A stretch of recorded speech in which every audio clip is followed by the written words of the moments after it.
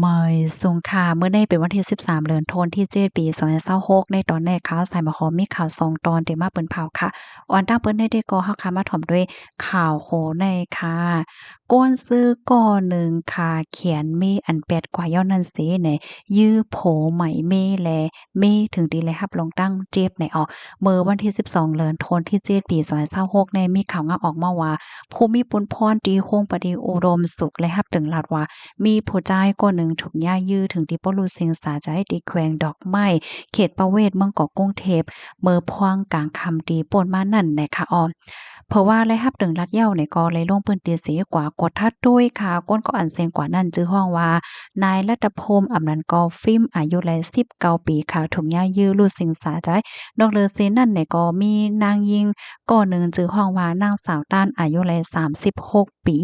ในก็เป็นก็ฮักกันนั่นน่ะเนาะและรับรองตั้งเจ็บแฮงค่ะผู้มีปนพ่นเขาในก็เลยเอาตัวส่งกว่าที่โคงหยา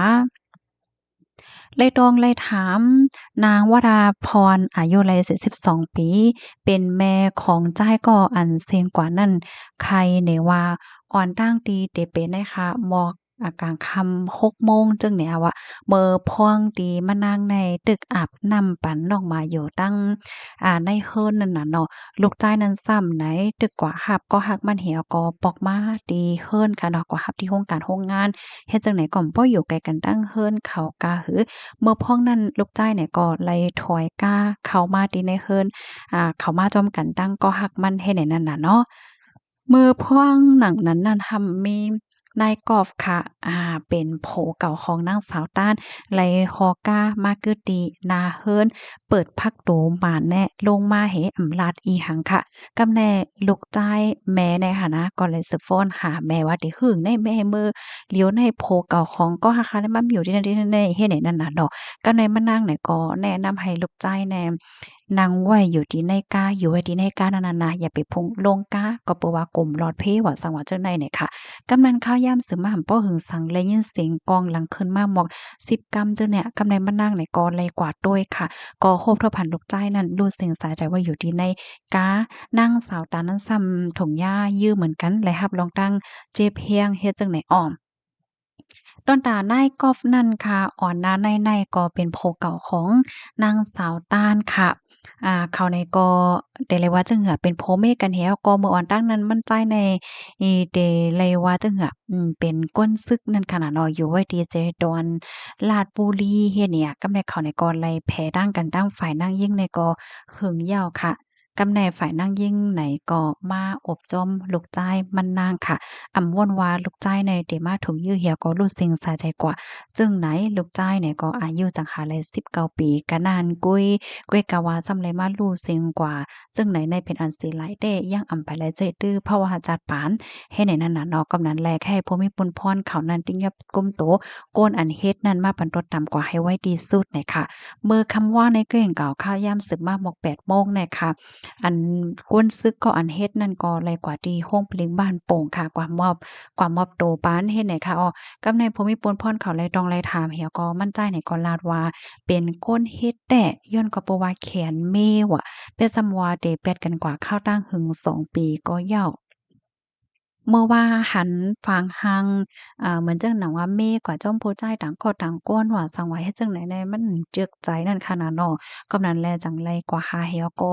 ยื้อค่ะยื้อให้ขาสองก้อนนั้นคมทั้งหมดเนี่ย15กำเลยค่ะว่าเผยยี่ยอก็ปลายกว่าค่ะปลายกว่าเฮเขายามสืบมาก็ตัดสินใจแฮวก็เข้ามอบตัวบันพมิบุญพรเขาเฮ็ดให้เอาทางฝ่ายภูมิบุญพรเขาเนี่ยก็ได้ต้องทำลองตั้งไล่หัวย่อยย่ำมันเหี่ยวก็ เดคับคึงกว่าจำหนังปักเปิงหมายมีวันเมืองมีเนี่ยคอมมอนตอนในก็คาเลปีมาที่ห้องการข่าวสดดังไว้ค่ะพี่น้องเฮาเขาถ่อมข่าวโฮแนวหันถึงจังเหิดคะแนอันในเป็ดกันกว่าไล่เป็น2 ปีแล้วค่ะเนาะยังตึกจอมแขนมีอยู่ให้แหน่เนาะค่ะฮับถ่อมยอหันถึงจังเหิดพวงเนี่ยก็ปันตั้งหันถึงมาไล่เนี่ยค่ะลูกดีข่าวเงาโหในเสแลกำในเฮาคามาถ่อมด้วยข่าวเงาเทียงโหนึง ข่าวโคได้ก็เป็นเรื่องดีอันหลีตกอกตกใจเที่ยงยาวค่ะโคบทบหันกลกล้าตั้งขายอานำโจ้อมเปิงหมังเมี่ยวในอายุมันป้อมหมดยาวเนี่ยว่าเมื่อวันที่12เดือนธันวาคมที่7ปี2026เนี่ยมีข่าวงาออกมาว่าตั้งไผผู้มีปนพรเขาไล่เขากดท่าเสียงล้านกาตีหนึ่งตีในในเมืองเจเวงเมืองเจดวนนครราชสีมาค่ะอันนี้เปิดมาเข้าตั้งหึงเลย10ปียาวในอ้อม เลยฮู้ว่าเสียงล้านอันใดในคณะเอากลกล้าตั้งขายอันปลายขวานยกกลกล้าตั้งขายอันอ่ำจ้อมเปิงตั้งนำตั้งหลายมาตำขายในออเลยฮู้ว่าเสียงล้านเขาในขายกลกล้าตั้งขายในจี้น่ะค่ะ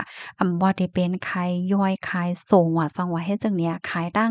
ออนไลน์ไหลเจอในออผู้มีปนพ่อนเขา